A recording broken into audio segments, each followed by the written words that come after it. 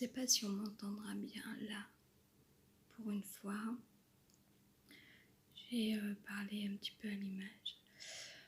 On est au cœur de la nuit, autour de 3 heures du matin. Je voulais juste dire que l'écriture intuitive, en fait, interagit avec 3 sentiments différents ou 3 états de conscience différents. D'abord une pensée qui agit,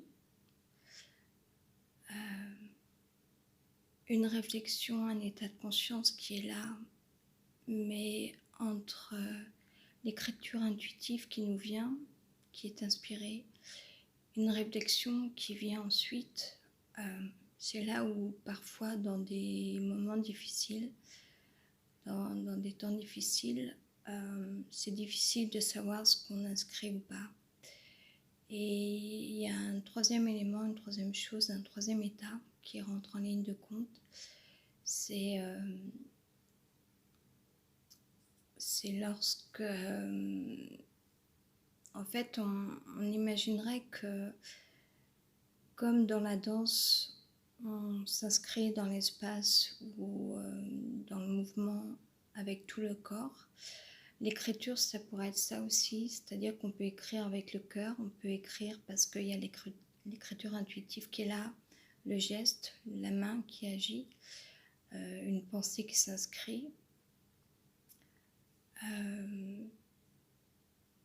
Et là où, en fait, ça traverse tout le corps, ça pourrait traverser tout le corps, en fait.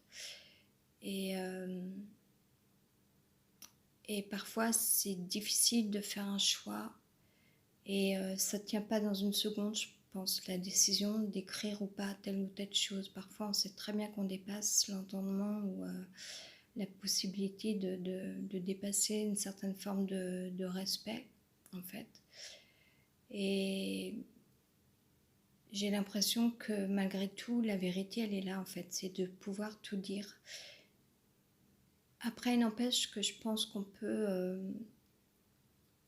on peut avoir un état de réflexion qui vient dans un second temps, un deuxième temps, où là, en fait, évidemment, on ne pensera pas entièrement toutes les choses, où on devra s'excuser, par exemple, où ça ne nous empêchera pas d'aimer, par exemple, si on pense aussi avec son cœur.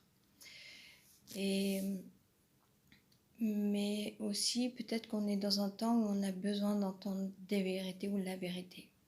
Bye. Ciao.